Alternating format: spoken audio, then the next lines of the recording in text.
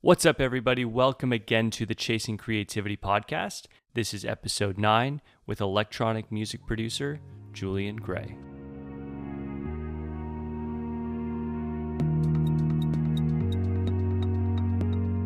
All right, so for today's episode, first things first, I had some technical difficulties. I'm now recording this intro in the middle of the night, so if I sound like I'm whispering, I apologize. It's because I am. So this is going to be very short. We're going to dig right in. But today's episode, of course, is with Julian Gray, a releasing electronic music producer on Mau5trap. He has a 4-track EP that has just come out. Maybe this is about 2 or 3 weeks ago now, known as Autonomous.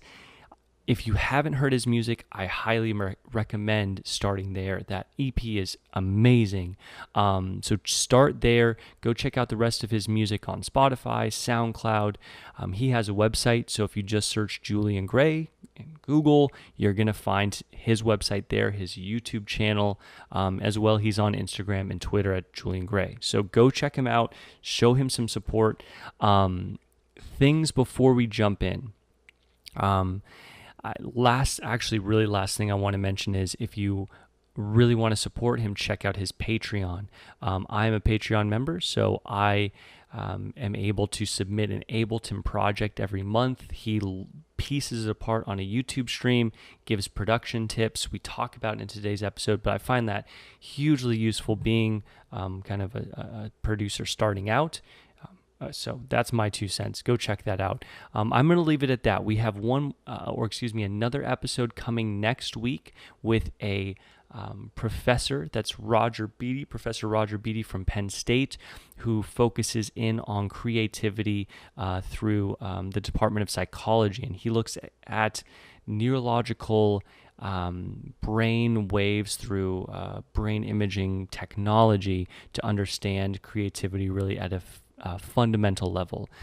He can explain it a lot better than I can, but it's a really, really cool conversation. So that will be out next Wednesday. So look for that. So that's it. We're going to jump right into today's episode. Again, thank you for checking this out, and I will speak with you all again very soon.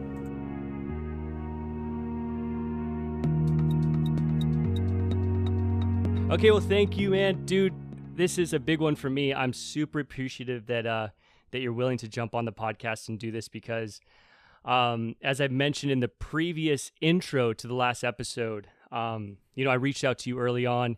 You've been a huge influence in my music. It's pretty early, right? Like 10 months maybe. Oh, man, awesome. But just being on your streams, having you kind of piece apart my music. So having this opportunity is awesome, man. So I just want to say thank you to start. And thanks for watching and listening and supporting me over the years as well, because that does mean a lot. Even like one fan means the world to me, Awesome, man. Of course. Yeah, absolutely. So starting out, I wanted to think about, how I wanted to start this episode and such, and I was looking at your Instagram and I saw a picture where you had a picture of yourself, like it was a selfie, and you were in your room, and it was like 2013, I think. Oh God. And you were saying that it was a throwback, right? And you were saying right. You had that's when you were releasing Julian Gray EP, and you had no idea you'd be where you are today. Uh-huh. So I want to start there, like where you started way back in the day, starting with music, and then kind of go through the whole process, if you don't mind. Wow. Okay. I think that image was actually a few years in, when I was producing. I was producing under a different alias before that for like 2 or 3 years. I started back in like 2010, 2011. Uh-huh. And essentially, I mean, this story has been told before, I think on another podcast or like one of my own interviews or something. But essentially, my dad had brought home it was essentially a sound card that would convert vinyl to digital. And it came with this proprietary software. It was like Behringer or something or other. And basically it was this freeform DAW essentially, where it had built-in instruments and stuff. It was like the worst piece of junk ever. And I only had the demo version. So I wrote an entire album on this like terrible Behringer proprietary DAW. Damn. And it was like my first venture into electronic music, because at the time I didn't even really know what that was. I just wanted to write music. Like Yeah. my family's very musical. My uncle's an engineer. My dad's a guitarist, guitar teacher, singer, etc. So I was like raised in music, and that like DAW really opened my eyes, because I never really had the formal training of like piano or something useful. I actually am 8 years classically trained on brass, like trumpet. Yeah. Oh, interesting. Cool. Okay. Yeah.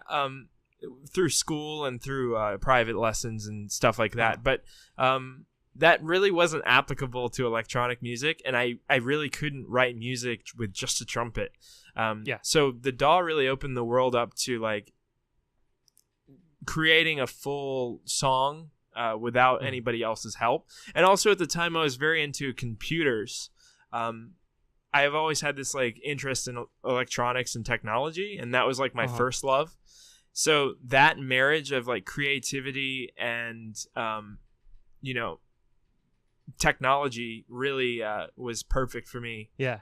In that DAW. So going back, I wrote that album in like 2011 or 2012 or something like that, and I did a second album under that alias, and then I think I was working on a third album, and then it became an EP. It's called Spare Change, and that was my first Julian Gray EP, and that's around the time I took that photo. I was I believe a sophomore in high school at the time. Awesome. And that was like my first real venture into releasing music under my name. And I'm still very proud of that EP to this day. I think it's one of my stronger of all of my EPs or albums. I think that's one of my favorite ones. So that was when that took place. There was a lot of like studio changes at the time. I was just a kid. Essentially, it was my bedroom. Since then, I've moved out. I've moved across the country to LA, and I'm writing out here now. And between then and now, there's been, I think, 4 EPs now, including Autonomous. And, yeah, that's pretty much my musical history, if you will, in a nutshell.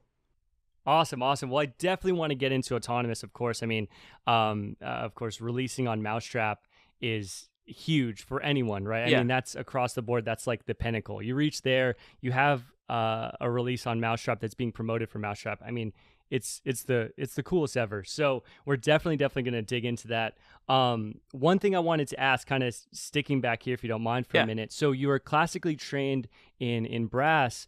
I've seen you play piano in certain videos. So was there an upbringing with piano as well, or is that something you picked up kind of along the way? Ironically, I have a lot of music teachers in my family. My dad was a guitar teacher, and my aunt, it's like my grandfather's brother's like wife. She was a piano teacher. But ironically enough, I never learned any instruments besides brass, which was like not taught by my family. So like, interesting. A lot of people in my family taught music, and I never learned any of those instruments. I just learned from other people. Piano was a relatively later thing. I started learning piano when I started learning a DAW, essentially. Okay. Because like a piano roll and a piano are very similar, and it's easy to visualize and understand. The knowledge kind of carries across. And then I recently started picking up guitar, like maybe a year and a half ago, even though my dad teaches guitar, which is insanely ironic. Yeah, that's funny. Like so far into the future now, you're kind of picking it up, and that's cool. So are you looking to incorporate that maybe down the road with some tracks, or is that Absolutely. just purely... Yeah. Okay, cool. I think with Autonomous, it was kind of like a testing of waters to see how far I can push like my alternative side. Because when I'm listening to music, it's generally not like electronic. It's not house or techno. It's more alternative stuff, indie rock, and I love electronic music, and it's probably my favorite genre if I really had to break it down. But I just don't listen to a lot of it. So a lot of my influence is in rock and alternative. So Autonomous really was me stretching my musical legs. It is what it is, and for example, is very pop and alternative, and Paper Planes is the very like alternative electronic ending with the the vocoder and all that, right.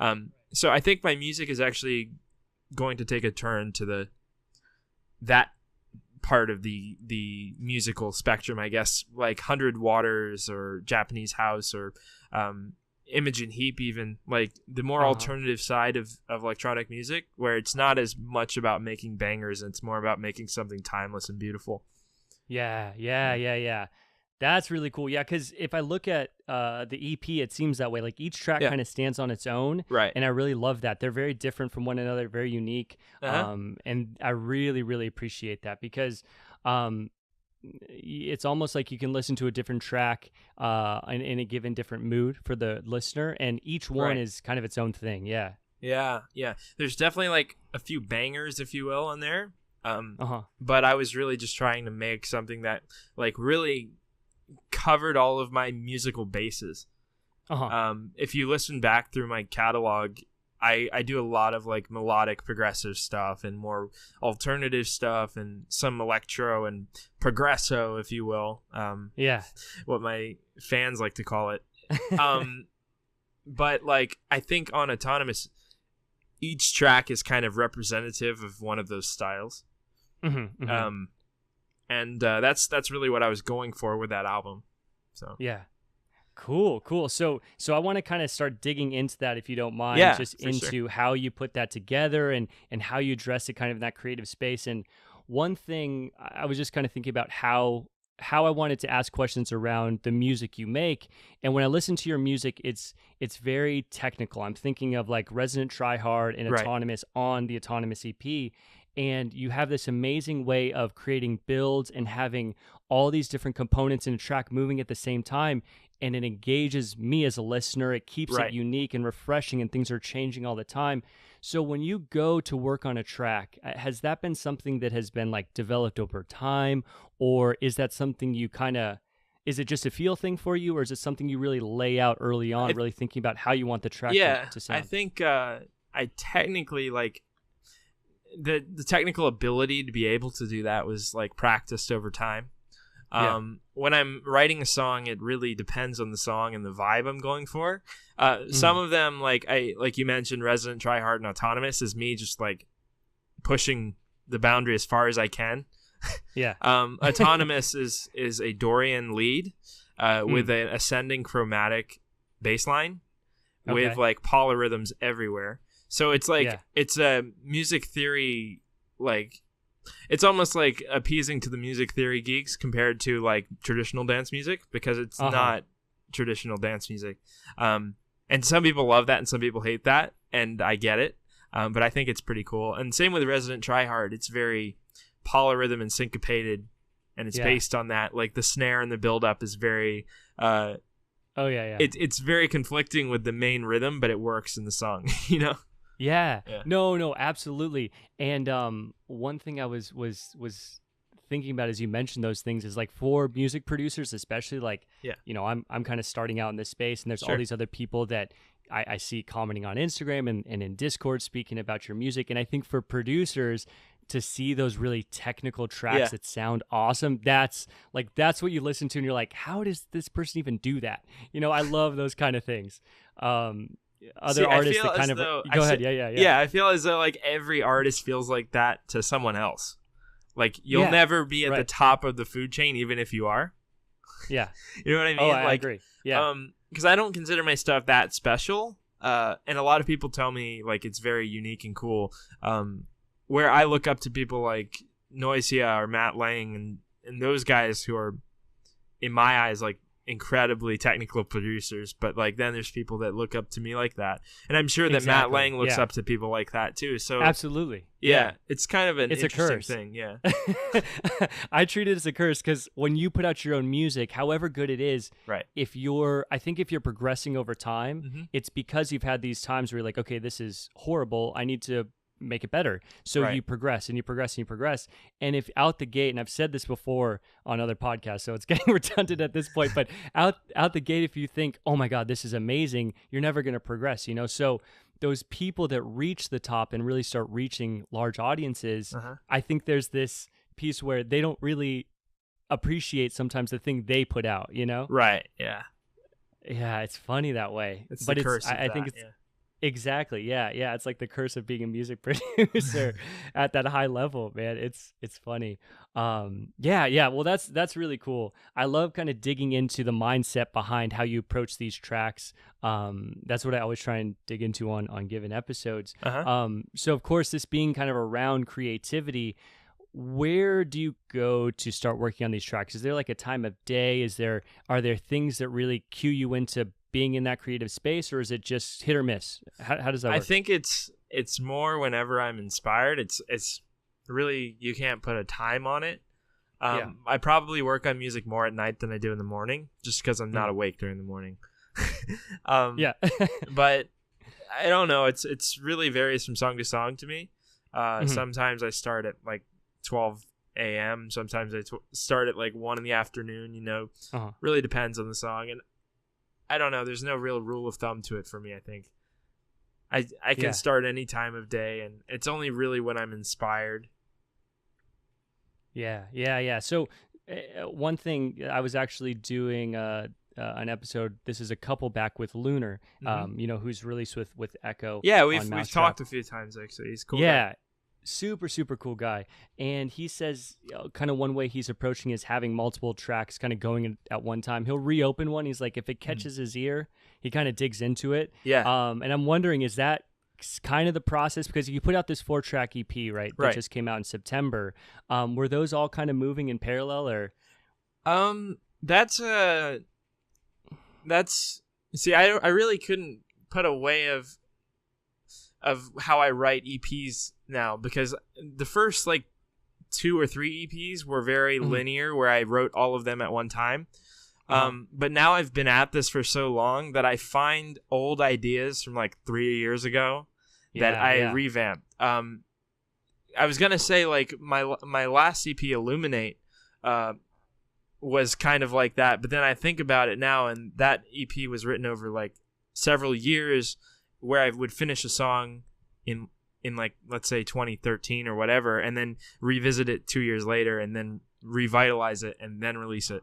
And that's kind of how Autonomous was too. I think I wrote most of it around the same time, but I think I want to say the basis of it was either Paper Planes or Apathy was like from like 2 years ago. Okay. And I revisit, like, I use Splice, for example, and I have like I sync all of my projects to Splice, and there's this cool feature of Splice's project storage where you can like group things into like a tag. And whenever I have an idea that I think like maybe I can revisit this a year from now or something, like I have a folder called like potential to recycle. Okay, yeah. And then I toss anything that's like, valuable as far as like something I'm musically interested in that folder. So like my EPs like recently have been a lot of new stuff, but a lot of like revitalized old stuff as well. That's super cool. Especially like Navigate, if you've heard that track. It was written over like 5 years. Oh yeah. That's cool. Yeah. So I kind of frame it towards, or I always, when I had these conversations, really cool because I can think about what I'm doing. Yeah. And I've been in this space where I get really, what's the word I'm looking for? Like frustrated, I guess, and keep trying to hammer one song and get it done and done and done. And sometimes it's just not going to happen. You got to set it aside and come back to it a month later and listen to it with fresh ears, and maybe something clicks with it, or maybe, so that's cool. Yeah, absolutely. Yeah. So, so I kind of want to dig into then as well. This is something that I wanted to make sure I touched on, is you were releasing music, and I think we spoke about this actually in person in Tempe when we met at your show. Yeah. And Joel knew of your music before he knew he knew of your music. You have no idea how surprised I was. Yeah. So. Yeah. If you don't mind, kind of explain what that. I mean, that has to be crazy. That was something else. I think what it was is I made myself very apparent in the community, just because I was such a almost like a fanboy of the label and Joel, to the point where I think he started recognizing my name and eventually started listening to my music as I put it out. Yeah. I think the first time he told me that was in 2016, I believe, maybe late 2016, early 2017. He had a show here in LA, and there was a pop-up shop where you can like, I didn't even know it at the time, but I went to the pop-up shop, and like as soon as I got there, they started doing a Joel meet and greet. Like he happened to be there. So like, okay, I met Joel, and I was like, yeah, I'm Julian Gray. Like essentially, I had him sign my laptop because we had to get something signed to meet him. Cool, yeah. And I was like, yeah, I'm Julian, and he's like, Julian Gray, and I was like, yeah, and he was like, aren't you a Mau5trap artist or something along those lines, similar to the stream? And he didn't realize I wasn't. I think his exact words were like, we probably have your signature on some contract somewhere, and I'm like, you really don't, or something like that. And I think it's the first time I've told people this, but like, yeah, that was the first time I met Joel, and he knew of me then. Yeah. And I had no contact with them, so I couldn't like follow up on that. Until I met Joel again in like December of last year, on New Year's Day actually, where I was at a show. A few of my friends were playing, and me and my roommate went, and it was cool. And Joel was in the green room, so we met him, I met him and talked to him, and he was like, "Yeah, I want to do an EP around Autonomous." In between there somewhere, the whole Autonomous live stream thing happened. Everybody knows about that. Yeah. But essentially he had heard my song on the stream, and he wanted to do an EP about it. And because I had no contact with him, I really had to do it in person and talk to him in person. So yeah, I met up with him on New Year's, and then he signed the EP, and that was really that. The next day I got a text from the A&R. Jeez, that's so crazy, man, because from where I'm sitting kind of thinking about the story so far, I mean, you mentioned that in 2013, 2012, you started and you moved, and this is funny because we were actually at one point both in Bowie, Maryland at one point, crazy. Which is super, super weird, but you're on the East Coast and you make this trek to LA and you're taking music seriously as a career, and just to think that over this time period, you're putting out this music, and then you're sitting and talking with Joel, and Joel knows of your music, and he wants to sign this EP. That was surreal. Yeah. Because I had no idea he knew of me at all the first time I met Joel. That was pretty cool. So part of this is, of course, you mentioned being really active in the Mau5trap community, and I think part of that is Discord, right? Discord, or like, this is before that. I think like 2014, 2015, it was more. Oh, okay, right. It was more YouTube, Reddit, Twitter, I'd say. Discord's relatively new. Yeah, you're right. Considered. Yeah. I pop in Discord too. But yeah, mostly Reddit and Twitter, I think. Cool. Okay, yeah, it's because I actually remember when it's so funny. This whole story is so cool because I saw something online where you had Resident Tryhard as a Mau5trap release, and I just wrote you on Instagram, and I was like, hey man, this is super cool, like so much respect for getting to this level. What was this whole process like? And sometimes people just totally ignore it, but you were super cool. You wrote me back, and you're like, and you said the same thing. You're like, I've just been really making myself apparent in the community, etc. And I remember I was like, dude, if you did like a stream on Twitch where you edited music, I would totally subscribe. You're like, well, I have a Discord, I have a Patreon, and I do a monthly stream where I edit music. I was like, yes. Yeah, exactly. Yeah. So it's so cool because I just think about new producers starting out, and there's so many avenues to, one, talk with people that you really respect their music. Like I was able to reach out to you over Instagram. There's things like Discord now. There's a Mau5trap Discord. I mean, there are all these different things where people can come together and have these conversations. And like, honestly, just to pause here, and I want to get back to the conversation, but I really honestly thank you because you introduced me to Discord, man. You really did. And it's so powerful. Yeah. Oh yeah. That was my first introduction into your server, and I met all these people, and it's allowed this podcast to grow. It's allowed my music to progress with your edits. I mean, dude, so right there. And I didn't mean to kind of take it on a tangent. I really wanted to thank you. Thank you, man, for all the support. I mean, I've tried to make it a point over the years I've been doing this to respond to anyone I can. Yeah. Just because I think it's my inner teacher coming out. Yeah. I like to help people as much as I can. Eventually it's not going to be possible, but like as long as I'm, able to handle the notifications and get back to everyone, I try. It's really profound now. Myself in like 2014, I was like the biggest fanboy, and I was messaging all the Mau5trap artists, like you said, like reaching out to them on Instagram or Facebook or what have you. And it was very like profound seeing I have this like fan who's like 15. Yeah. And they're reaching out to me in the same way. Totally. And that's like full circle. Yeah. Yeah. And it makes you think. Right. Yeah. It's how I looked up to people back then, when I was 15. Right. Oh, absolutely. And I think you want to give back because, of course, when you were in that same position, right, and you reached out to someone, for them to speak with you and say, just give you a point or two, or say, keep trying. You just got to keep working at it, etc. That means a world of difference, Yeah, absolutely. I think I was talking to Enzo Bennett, I think first. He was one of the first guys I met. Yeah. Or Atlas, too, as well. Uh-huh. Shout out to them, by the way. Oh yeah. Thanks for supporting me when I was first starting. Oh, Draft too. He was a super supportive guy. Yeah. Yeah. It's so cool, man. And then I consider some of them friends now, like that's the craziest thing. Like No Mana or IO, like the first deadmau5 show I ever went to was in 2014, and it was at this like county fair. It was crazy. I could not believe that they booked deadmau5. Like there's like all the goats and like the petting zoo area, and then you turn around, it's this freaking gigantic stage, with the cube and stuff. I don't know if it was the cube actually, but regardless, it was like a big configuration, and like I only bring this up because I was gonna say that was Jordan's first show ever, No Mana.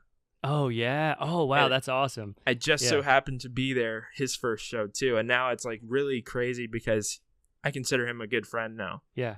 Yeah. Oh, that's incredible, man. And it's so cool that I think you would agree part of this, I've actually asked you this in the past. I think your way about this is just continuous hard work. Like if you put in the work, you just keep working on the music, it's going to grow. It's going to grow. And I can see that you really internalized that early on. I mean, especially like moving to LA and treating this as a career. You fully just jumped in, and I'm sure you're working on music daily for hours, and it's paid off.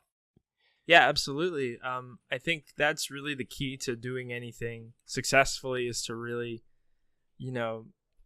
put your nose to the pavement and just go for it. Yeah.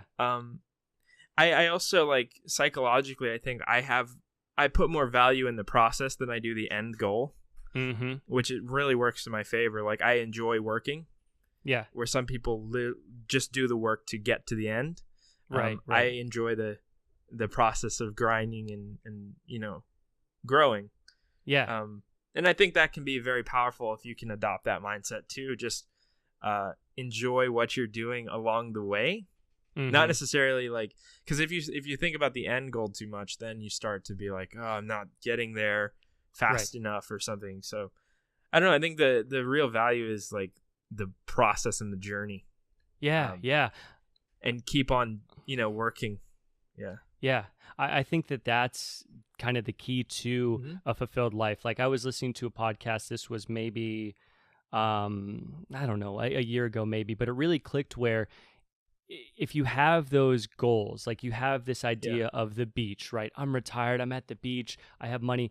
You'll be happy there for 6 hours. And then you're like, okay, what do I do now? It's what really is important is that process every day, progressing in something. That's what really leads to fulfillment. It's that daily progression in something you're working at, rather than having this big end goal where if I get there, I'm going to be happy. That's not a reality. Yeah. I don't know that I would ever be satisfied like retiring in a traditional sense, because my work is like what I love to do. And when you can draw that parallel, then it's like your work is no longer work. It's just like your life. You do for fun is the work. Yeah. Well, you're in this awesome position because you are able to teach, you're able to stream on YouTube, you have this following of fans, Patreon members, or Patreons, excuse me. And so you can really treat this as a full-time thing, right? I mean, you've like started out and you're now living what Yeah. you wanted to do. Yeah. I never worked a day job. Yeah. Ever since like high school, it's always been grinding at different multimedia until I can make a living. Awesome. Like I'm more of a multimedia creator than just a musician, really. I do like video and graphic design and motion graphics and stuff. So I made a lot of money doing that. Before I can make money doing music, that was really where I started. Yeah. And you had done all of the artwork and the motion graphics for everything with Autonomous, right? Yes, every release you see from my YouTube or my whatever is me. Yeah. I do all the design and the videography and the whatever else you see. But that was like one of the big helping factors because it's not like putting all your eggs in music. Yeah. But it's a close enough industry to where it really benefits each other, you know? So yeah. Like I'm right out of high school, I was doing graphic design and motion graphics as like a job. Whereas designing logos and, you know, flyers and crap like that, like I hate doing that, but it's like it really helped me hone in on that so I can use it in my own brand. So I was really killing two birds with one stone, really. I was practicing for my own brand and making money from it. And if graphic design, if I didn't have a job there, I would do music or I'd do engineering for somebody. Or if I didn't have a job there, then I'd do like a video or motion graphics or what have you. Essentially, I basically just did every single multimedia thing to make a living so I wouldn't have to work a day job. Oh, that's awesome, man. Yeah, over the years, it's when I started doing teaching, that was really when I really became dependent on it because then I have like patrons now that pay like a decent amount every month so that they can have private lessons and, you know, sessions with me where they can learn my workflow and kind of like a mentor program. And that's really like the best thing that's happened to me in a while because it's made the income more consistent. Yeah. Where like graphic design or whatever I was doing before, it was like a constant hustle to make ends meet. Right. Yeah. Dude, that's so cool. And I see just for myself, because I'm a patron, you know, I do I submit the projects for the monthly stream, and just as feedback there, it's been, again, just so cool, and it really has really helped. I know that I remember sending in my first project and I was like, this isn't that good, but he's about to do a stream, I'm going to pass it in. And in a really cool way, you just pieced apart everything and you're like, it needs help here, here, and here. And just the way you can verbalize some of these things, I mean, you're really well suited for that. I feel like I really do take a lot away from it. So it's super cool. Yeah, I think I've dialed in my own like workflow and writing style that I can help other people understand. And I think it's an easy approach to writing music. So whenever I have a project on the stream, I can apply that approach. And I think it sounds better after I work on it. Or, you know, at least like, I don't know, in my opinion. No, absolutely. Yeah. And I love to work on student stuff too. What were you saying? Yeah. No, I was just going to say, you always frame it that way. Is like, this is how I'd approach it. Like, I'm just looking at the project. I can hear pieces kind of stick out here and here. And I mean, in my opinion, when you send things back, it's always been beneficial. So it's super helpful for me because when you're starting out, you can look at these things and you'll listen to a song and it's, okay, this is a beautiful song. And you're like, okay, I'm going to go start working on music, whatever. And when you first start working on electronic music, you open up Ableton, you have that MIDI controller. It sounds fucking horrible. I mean, it's so bad. And even if you have good melodies, at least half the battle is mixing and mastering and having everything sit right in a track. And so really for you to kind of open the curtain or pull back the veil rather and kind of show behind a project really what it's like, especially also in the YouTube videos you do where you go inside the project. Those are so cool, man. It's cool. I've got a few of those kind of things coming for Autonomous actually, and I'm excited to get those out. Yeah. Because you've done... Oh, go ahead. Yeah. No, go ahead. No, I totally lost my train of thought now. Oh. Continue. You can go. It's okay. I was just going to say, because you did one with Illusions, and that's now... Like, that's one of my top favorite songs, man. I love that song. Yeah, absolutely. That one is another example of, like, a song I started, like, a few years ago that got revamped into what it is today. Uh-huh. Yeah.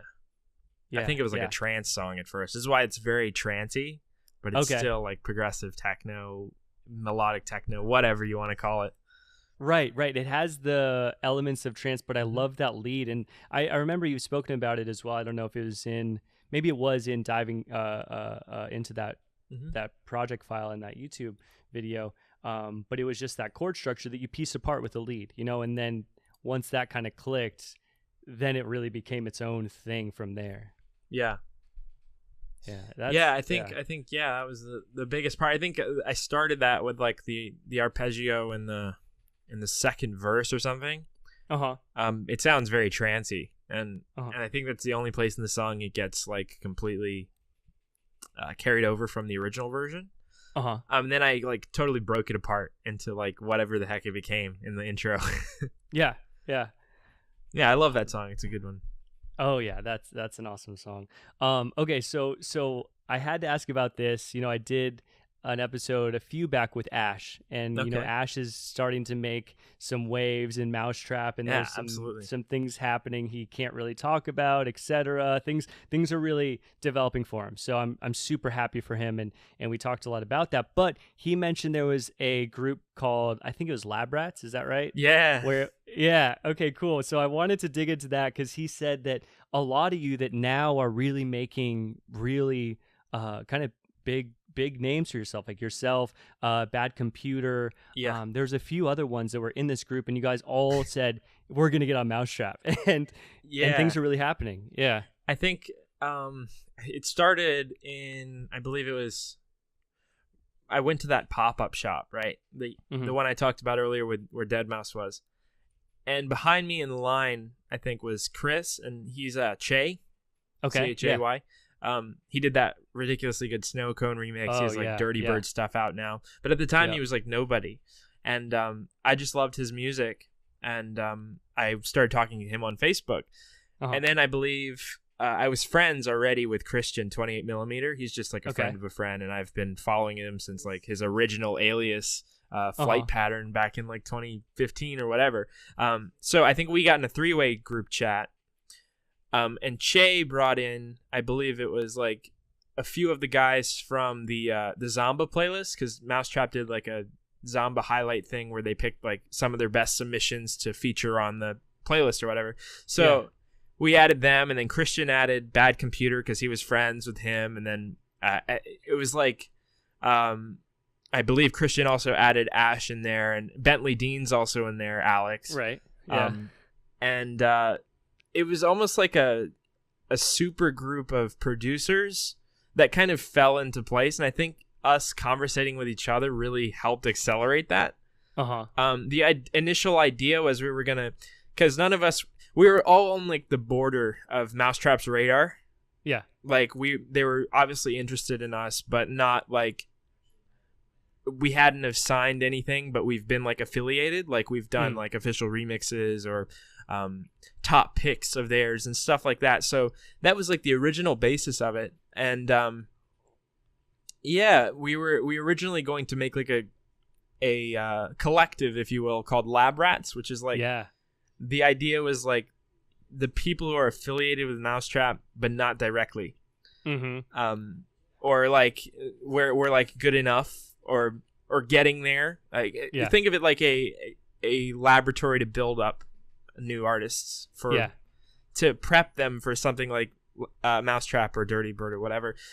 The collective never came to fruition, but along the way, each almost like the whole group is big now. Everyone, like they're like Bad Computer is on Mau5trap and he's killing it over there, and Bentley's over on Mau5trap, and Ash is now coming up with them on Mau5trap from the one of the remix competitions or something. I don't remember, but and then we have 28mm doing all the understated stuff and all the really techno stuff, or me on Mau5trap or Che on Dirty Bird.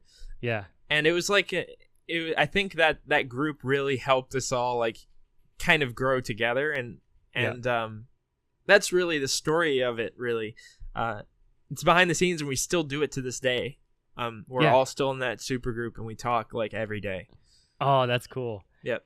That's super cool. So at that stage when it started and you guys were, you were kind of on the precipice of really doing big things, but nothing has quite hit yet. Yeah. Were you helping each other out? Was that like this kind of collective where you were working on whips with each other, really were like kind of, or is it more just kind of chatting and talking about, hey, I think it's mostly always been like a chat room. I don't think any of us even have collabs. Like it's mostly just been sharing ideas and giving feedback on work in progresses and stuff.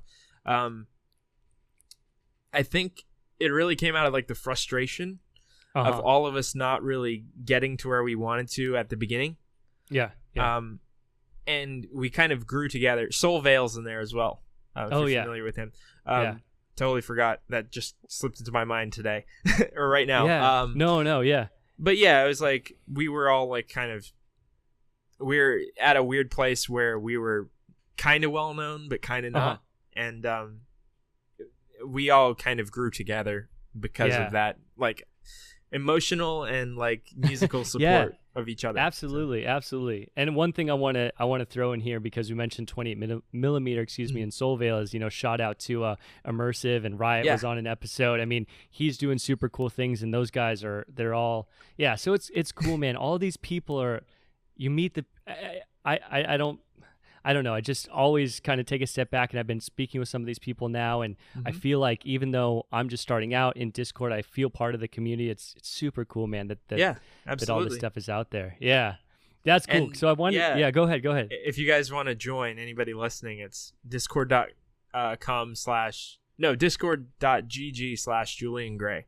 Yeah, awesome. So. Yeah, okay, and I'll shout it out before the episode, after the episode, on Instagram and stuff as well. Because, dude, it's just so cool to be able to chat with other producers. Because here's the thing: like, if I want to talk about music with my girlfriend, it'll last, and production side, right? It'll last about 2 minutes, But people who aren't producers don't get it, and then you're talking to a wall, basically. Yeah. Exactly. Then you put a bunch of producers together, and everyone just goes off for hours. I think in addition to that, if you're talking with other like fantastic producers or producers that are like slightly above your level, you can learn from each other. Oh yeah. And bounce ideas back and forth. And that's, I think, part of what the Lab Rats group was. Yeah. No, absolutely. I mean, another thing I just want to one guy who's in your Discord, his name's Aperture. He's one of your patrons. Yeah, it's very cool. Super cool. We've been chatting over Discord, and he reached out. He's like, hey, dude, can I have your project file? I want to go mix and master it just to get better. I'm like, dude, absolutely, man. Because I'm like, what is this? It's so cool. So shout out to all these cool people just coming together and being awesome. Yeah, absolutely. I brought a flashback to mind. I remember when I was first starting, like I was saying earlier, Enzo Bennett offered me a master, I believe it was, just because he was trying to practice, and I was like, duh. Yeah. Shout out to Enzo. I love you. Yeah, man. Oh, dude, he's up there for me. Like, he Deadmau5, and like, I mean, you, and then there's a couple, it'll be two more that are like in my top 5, man. Enzo's awesome. He's a really silly guy. He came to visit America like a few months ago, and he came over, and we grilled up some like steaks, and he's just a really funny, like, strange guy, but I love him. Yeah. Might be like the language barrier. Okay, yeah. I don't know, but he's cool. I follow him on Instagram. He's like always traveling. I know he has an album coming, so he'll like put little clips, and something's coming out. So I'm super excited for that. Because I've heard it in full, and it's very cool. Oh shit. Oh man, yeah, these are the things that I get excited about having these conversations, because I get to hear about inside pieces. It's like new releases coming out here. This guy's doing this thing. It's really exciting. Cool. So a couple things. This is actually going to be new for this episode. Okay. I've been kind of fielding some questions from people in the Discord for Chasing Creativity and Instagram and stuff. So I want to make sure I ask a couple of these questions that are actually fan questions. Yeah. So a couple being to start, what's your favorite track out right now? Ooh, that's if you could name one. That's really hard. I put you on the spot, my bad. Oh man, I don't know. Let me check my Spotify. You see, the problem is that I don't know what to say because I listen to so many different genres. Yeah. That I have a favorite hip hop track, but it's like I have a favorite house track. I have a favorite, what have you. So when you're working on electronic music, are you pulling inspiration from all these things too? I have to assume yes. Oh yeah, right? absolutely. If you're listening to all these, yeah, that's cool. Like I was saying in the beginning, like my music now is kind of shifting into more alternative stuff. Because of that, yeah, I listen to so much different music.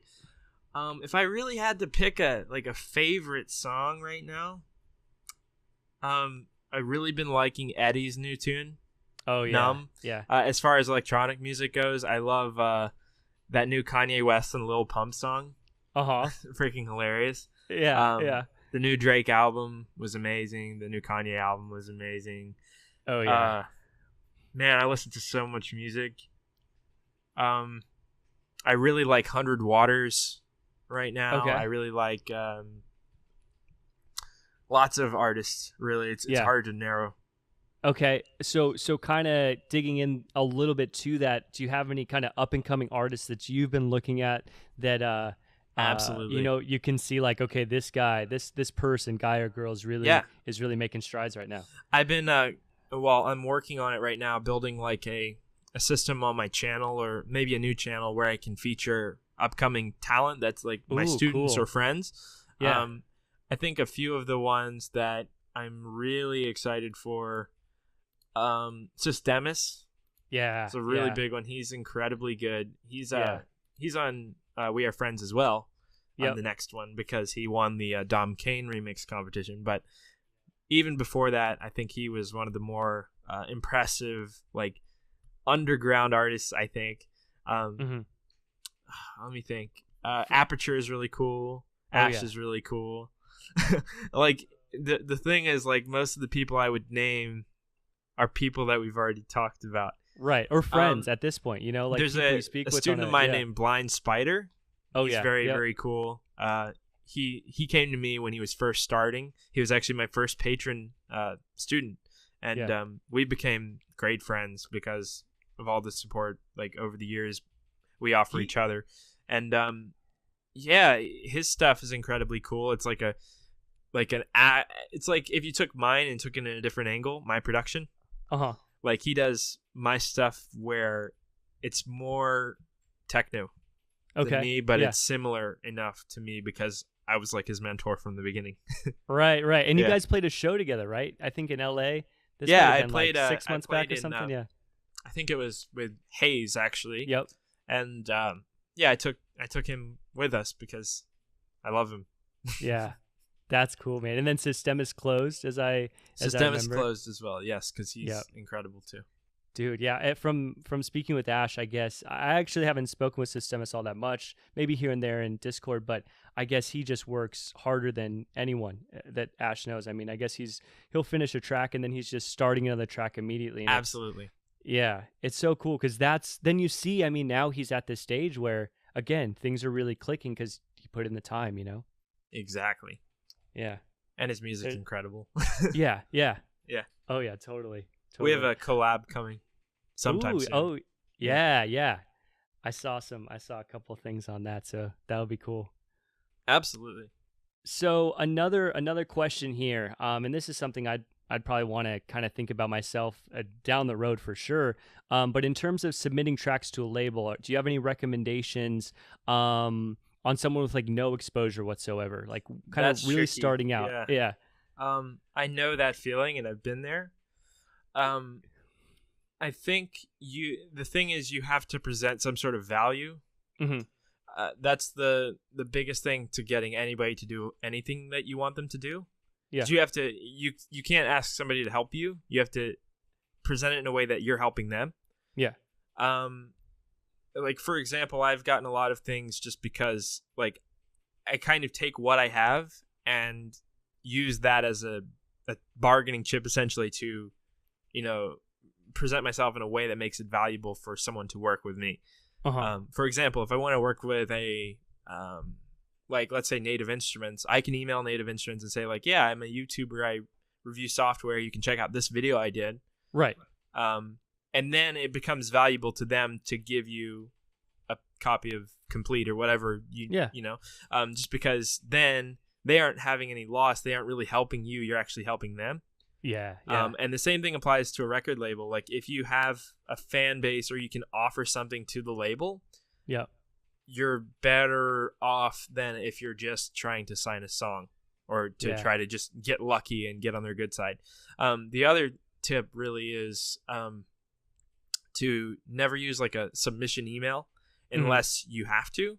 I think the best way to submit to a label or a promotion network or to, anything, get ambassadors from other brands or whatever, is to find a connection inside via like LinkedIn or Facebook or something. LinkedIn's incredibly powerful. That's how Hayes got signed to Mau5trap, actually. He found the A&R's email on LinkedIn. And, I heard, I read that story, I guess. I think he had something on Twitter where he's like, here's the big reveal of like how I got signed to Mau5trap. He's like, send an email.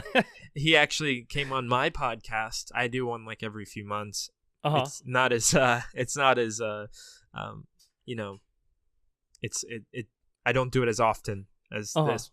But he came on mine and he told me that story. Essentially, he had only been writing music for like less than a year. And he found the A&R's email, and but his stuff was incredibly good even from when he was starting.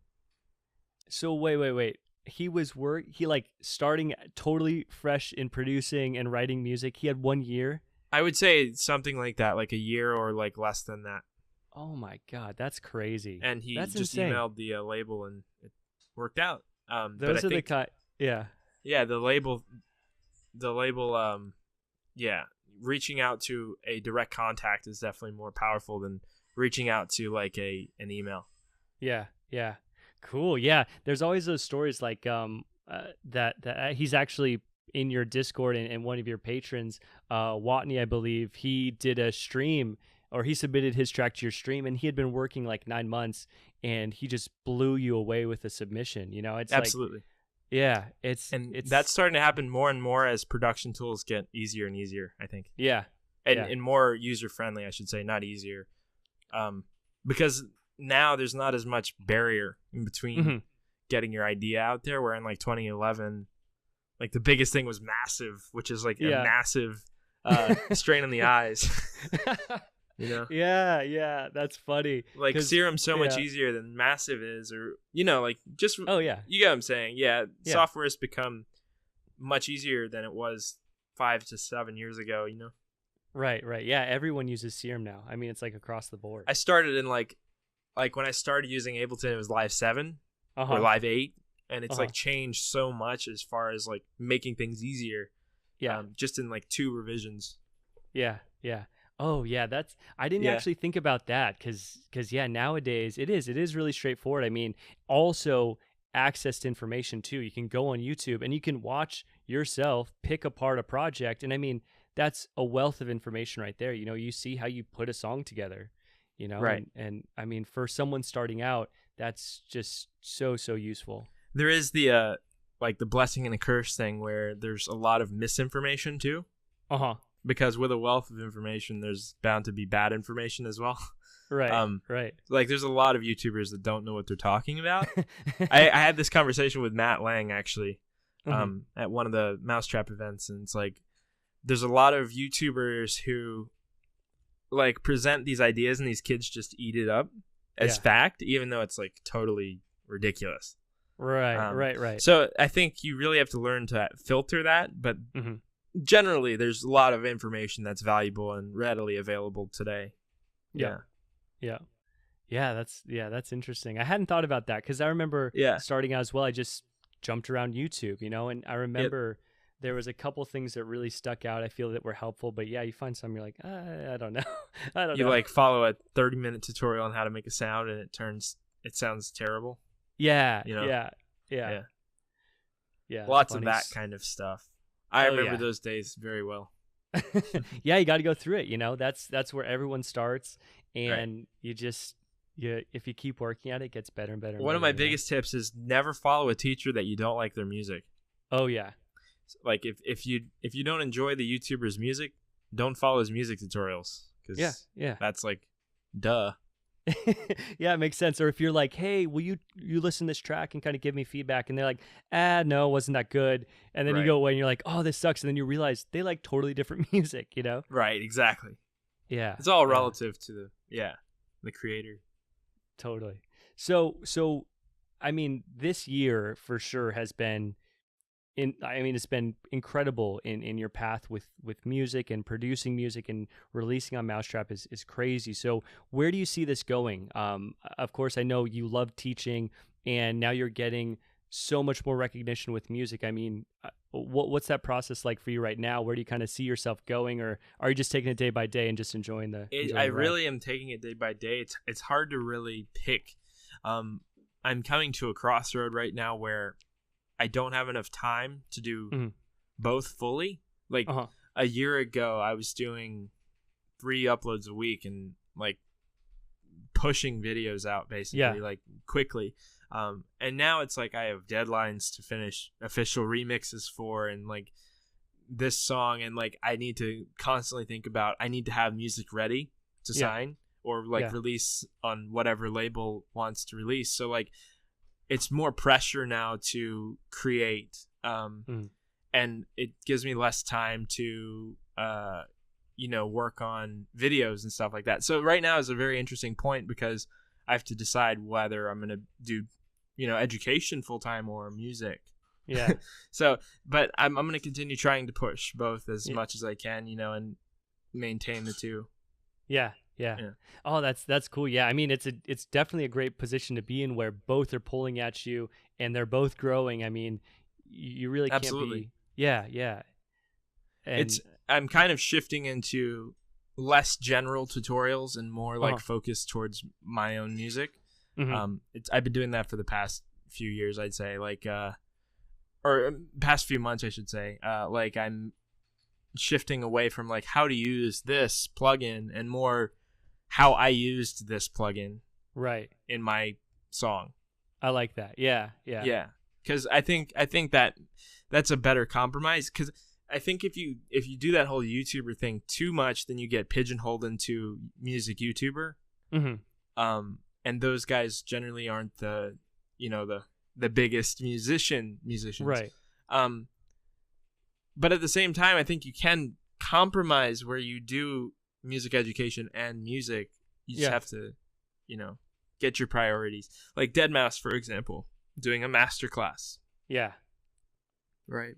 Oh, absolutely. And I mean, when I started out looking right away, I'm a huge fan of Deadmau5, right? So Mau5trap, listening to all these guys on Mau5trap, kind of being in that same vein, that was it. I really looked up to everyone on that label, and I still do. And seeing that you kind of stood out as releasing on the label, and when I met you, it was with Resident Tryhard, but you also had this thing where you had the YouTube channel, you were releasing tutorials, etc. I thought it was so cool. So from my perspective, I just saw it as you're working really hard. I mean, you're putting out the music. Yeah. You're also managing this YouTube channel and putting out tutorials. So from what I took away from it, I was like, dang, this guy's working. I work myself to death essentially. Yeah. But now it's becoming a point where I'm just too many moving parts. Where it's becoming unmanageable, especially if I start touring. I do occasional dates, but I haven't done like a full string of shows.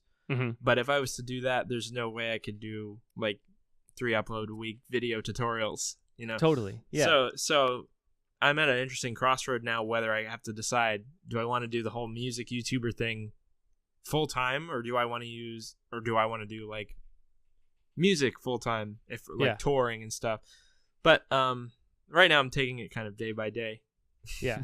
Yeah, I mean, so much has changed recently. Like that's probably the best way to handle it, is just kind of keep working your ass off and see what happens, I think, like, going back to Matt Lang, I think he does a similar thing in a way. He does a lot of stuff with like Avid and Pro Tools because he's one of the few electronic guys that are still like representing that. So he does a lot of educational stuff, but he's not like a YouTuber, if you will. He's more of like a musician / teacher than a teacher / musician. And I think that's how I kind of want to be. Like Mr. Bill, for example, is like that as well. Yeah. Oh, Although yes. he's kind of Yeah. he's kind of been categorized as a YouTuber type as well. So Yeah, I mean it's hard, and at the end of the day too, I think I think the best is to kind of follow your gut and follow your heart, because exactly, people yeah. are going to label you at the end of the day. People are going, oh, this guy does this, whatever, and there's going to be I mean, especially YouTube. YouTube comments can be ruthless, So part of it is I've had a few, yeah. It's chiseling out your path of what you want to do, and then what I always think about too, when you hear people that kind of get some notoriety and they find that there's YouTube hate and all these things, oftentimes I think the fans can be more quiet, and I think that kind of sucks sometimes, because if the fan isn't going into that person saying, oh my God, I love your music, this is awesome, and that artist is just seeing this kind of wave of hate, then it can be a huge downer, so yeah, absolutely. Yeah. I mean, I try not to be affected by those kind of comments, but it's inevitable. You do take some of them to heart. Yeah. And yeah, that is like a terrible thing, that generally you pay more attention to a very vocal minority of haters than to like people who love your music, Right. It's right. terrible. Totally. Yeah. And I think that's just part of being human too. When someone says, "Oh my God, this is amazing," it's easy to doubt it and be like, no, not really. But if someone says, "Oh, I hate this," you're like, I know. That's just part of being a human, or part of putting things out there that are your own. Kind of unless being you're like vulnerable. an egomaniac, like extrovert, right? Yeah, and those kind of people, like, nobody really enjoys to hear from. Totally. Yeah. That's funny. Yeah, it's just part of this whole thing, man. It's nowadays with music, everyone's marketing themselves. They're on Instagram, they're on YouTube, all these platforms, and there's so much content out there. And then there's it's funny to see how this thing is changing. Yeah, absolutely. Yeah. Well, dude, I mean, I really, really appreciate you doing this. I think that hour that we did this just flew by. I mean, absolutely did. It's fun to do these, because you really forget. You get in the conversation, you don't realize you lose track of time. Yeah. It feels like 15 minutes, and an hour flies by like that. Yeah. Mm-hmm. So yeah, I really want to thank you for doing this, because you are super busy right now, and taking some time out to jump on this podcast and have these conversations. Again, I feel super, super fortunate. Absolutely, dude. These are like the kind of things I really enjoy doing. Interviews and stuff like that. It's just, I love to share what I'm doing and knowledge of what I have, with whoever I can share it with. So thanks for having me on, actually. Of course, man. Yeah. And I say this with every episode, if, a year in, 6 months in, and 2 years in, whatever you want to do it again, I'd be happy to do so. Absolutely. Always. Yeah. Maybe we'll catch up in a year. Yeah. There'll be a lot that has changed, I'm sure, man. Hopefully, a lot of good things. I think so. Yeah. Yeah. So, where can we direct people to find you? If you want to find all my social media, go to my website, juliangraymusic.com, and scroll down to the bottom, and there's all of my social media links down there. Other than that, I think most of them are at Julian Gray or at Julian Gray Media. So go find me.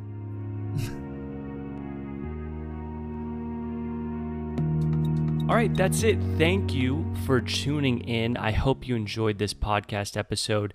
I can't express how appreciative I am to Julian, to you for giving this a listen.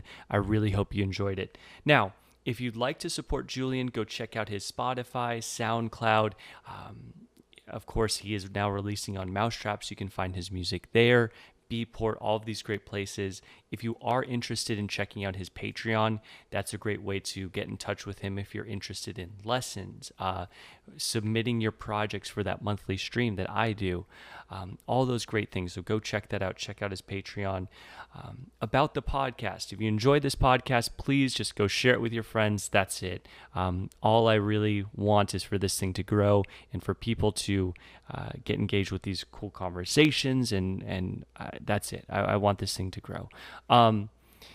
That's really all I have. Of course, next week there'll be another episode. Look forward to that. That's with Professor Roger Beatty. He's a professor out of Penn State in psychology. His work is specifically looking at creativity at a neurological level. So until then, next week, I will speak with you all soon.